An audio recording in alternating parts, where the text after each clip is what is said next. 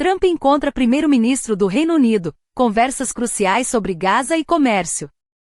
O presidente Trump e o primeiro-ministro do Reino Unido discutem ajuda humanitária urgente para Gaza e um acordo comercial significativo.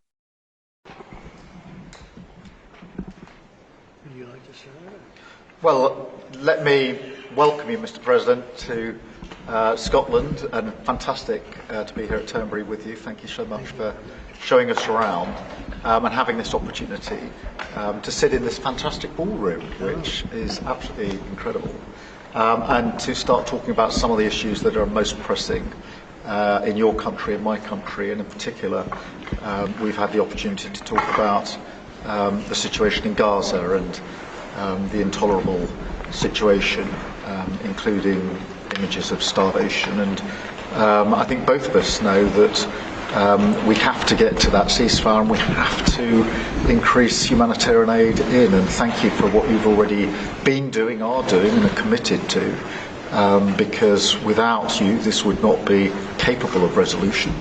And I think that if we can work not just on the pressing issues of the ceasefire, but also on this issue of getting humanitarian aid in at volume, at speed, and then we've discussed a plan for what then happens afterwards.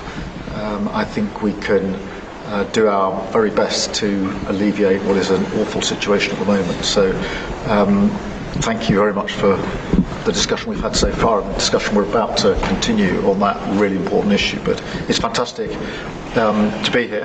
Thank you for your hospitality and to see this amazing golf course. I'll invite you to a football ground at some stage, and we can exchange sports.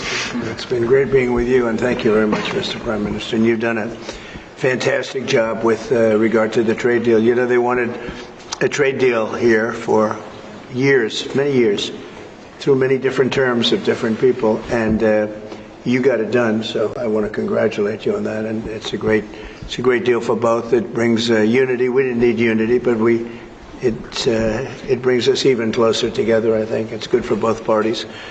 We also discussed obviously Gaza, and I think before we get to phase 2, which is what's going to happen afterwards, we want to get the children fed. We made a contribution a week ago of $60 million, all going into food. We only hope the food goes to the people that need it, because so much, as you know, when you do something there, it gets taken by Hamas or somebody, but it gets taken. But and we're prepared to help. We want to help. It's a terrible situation. The whole thing is terrible. It's been bad for many years. But it's great to hear you feel the same way that I do. We have to help on a humanitarian basis before we do anything. We have to get the kids fed. So we've been sending in a lot of food. A lot of the food that's been going there has been sent by the United States. I spoke yesterday with the president of the European Union, Ursula, who was terrific also on the subject, and she's going to play a big role also in helping us. So we have a good group of countries that are going to help with the humanitarian needs, which is food, sanitation, and some other things. It's very difficult to deal with Hamas. As I said, we got a tremendous amount of hostages out, but it would take place in drips and drabs. You'd get 10, you get 5, you get 2, you'd get 10, 12. We get 12 one time. Many of them would come to the White House, and they were so thankful. But I always said, when you get down to the final 10 or 20, you're not going to be able to make a deal with these people, because they use them as a shield. And when they give them up, they no longer have a shield. And the people of Israel feel so strongly about the hostages. Some people would take a different view, but they feel so strongly about the hostages. So that's an ongoing process. Hamas has become very difficult to deal with in the last couple of days, because they don't want to give up these last 20. Because they think as long as we have them, they have protection. But I don't think it can work that way. So I'm speaking to Bibi Netanyahu, and we are coming up with various plans. We're going to say it's a very difficult situation. If they didn't have the hostages, things would go very quickly. But they do, and we know where they have them in some cases, and you don't want to go riding roughshod over that area because that means those hostages will be killed. Now, there are some people that would say, well, that's the price you pay, but we don't like to say that. We don't want to say that. And I don't think the people of Israel want to say that either, which is pretty amazing. A lot of people would say, just get it done and whatever it is. You could also say speed might be better for the hostages. You go through, with speed, you may have a better chance because they're in deep trouble. They're in deep trouble. You saw October 7th, and you saw what the damage and the horror that they committed. People can't forget that. They tend to forget it, but they can't forget. That was one of the most evil things I've ever seen. And you just cannot forget that.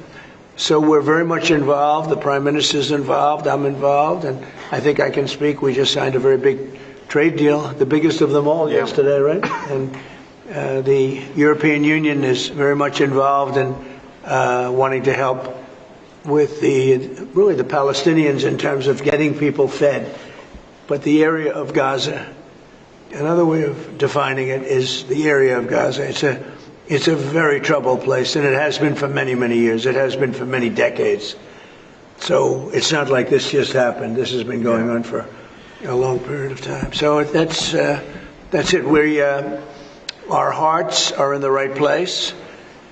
We have some good news because the recent war that you just saw, they just announced, I see, the newest of the 5, now this would be 6 that we've stopped. I've stopped 6 wars in the last, I'm averaging about a war a month, but the last 3 were very close together.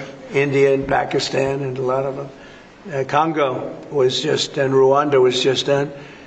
But you probably know, I won't go into it very much because I don't know the final numbers yet. I don't know. Numerous people were killed, and I was dealing with 2 countries that we get along with very well, very different countries from certain standpoints. They've been fighting for 500 years, intermittently, and we solved that war. You probably saw it just came out over the wire, so we solved it through trade. I said, I don't want to trade with anybody that's killing each other, so we just got that one solved. And I'm going to call the 2 prime ministers who I got along with very, very well and speak to them right after this meeting and congratulate them. But it was an honor to be involved, and that was going to be a very nasty war. Those wars have been very, very nasty. So we've done a lot of good work. We've had great support from the Prime Minister. Anytime we needed help, anytime we needed any form of support, you've been there. We appreciate it very much.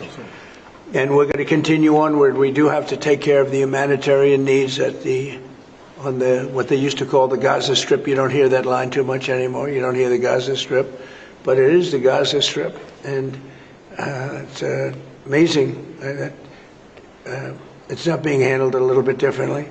We're going to set up food centers, and we're going to do it in conjunction with some very good people, and we're going to supply funds. And we just took in trillions of dollars. We got a lot of money, and we're going to spend a little money on some food.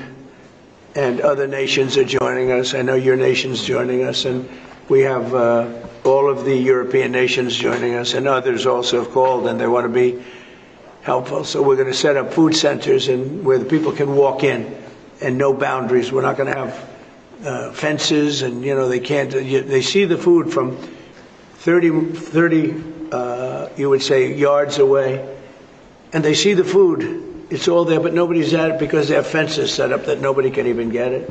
It's crazy what's going on over there. So we're going to work very closely together with your country, a great country. We also discussed inside that we are, there's a whole new thing happening with regard to energy from nuclear. And the Prime Minister's looking at that very strongly, and I know you have Rolls-Royce nuclear plants. That sounds pretty good, right? I love that. What a great brand that is. But you're also doing the Rolls-Royce or the nuclear plants, the smaller plants.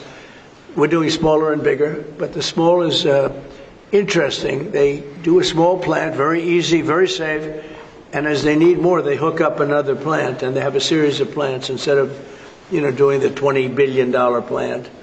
That gets tough for a lot of people to do. So we're just studying that. It sounds like you're you're very far progressed, but that's a great thing you're doing on nuclear. We opened up nuclear about 2 months ago, and it's now safe and very inexpensive. No, we see civil nuclear as a big part of the future as we go to sustainable, independent energy, and I think that between the two of us we can work very much more closely on this, and we've agreed that that's our ambition, that's our aspiration, and this is going to be a big part of the future when it comes to energy. And you can see in the last few years energy has been weaponised, prices have dictated both families and businesses across the United Kingdom, and therefore taking control of energy is a huge prize. So the more we can work together on this, the better, and small modular reactors are a very big part of the future here, and we've got great companies like Rolls-Royce involved in that. So I'm very much looking forward to working together with you, Mr. President. We'll do that. We'll do that. We're going up to your oil capital in a little while. We're going up to Aberdeen. That's called the oil capital of Europe, and it's a great asset that you have up there. Someday, if they ever change their thinking on that, you have a great and valuable asset. There's a lot of valuable resources underground there, but that's a decision for you to make. But it's a very amazing place, and it is considered the oil capital of Europe. So it's another option that you have. So we are doing really well as a country, and I think that the Prime Minister has been so supportive of us, and so strong and so respected, and I respect him much more today than I did before, because I just met his wife and family. He's got a perfect wife and family, and that's never easy to achieve, right? But I take no credit for that. But he's become a friend, and together we got a deal done that has not been able to be done. It was a deal that's very good for both parties. A really good deal for both of our countries, and very, very well received here in the United Kingdom. So thank you very much for having us. Thank you. Appreciate it. Any questions? Mr. President, on Russia, earlier you said that you were going to change the deadline from 50 days. Yeah. So what is your new deadline? I'm going to make a new deadline of about 10 or 12 days from today. There's no reason in waiting. There's no reason in waiting. It's 50 days. I want to be generous, but we just don't see any progress being made.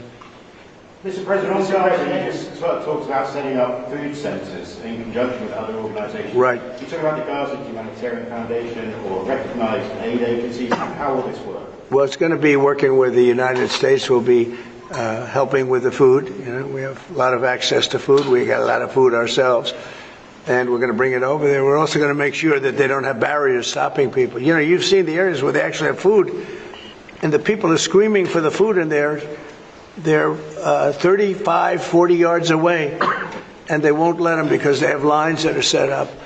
And whether they're set up by Hamas or whoever, but they're very strict lines, so we have to get rid of those lines. But we're going to be getting some good, strong food. We can save a lot of people. I mean, some of those kids that's real starvation stuff. I see it. And you can't fake that. So we're going to be even more involved. We did some airlifts before, some airdrops, and the people are running for it. And the Prime Minister is going to help us. They're very effective with that. You've done that before, and for many, they've done that for 100 years very well. So it's not very hard to do, actually.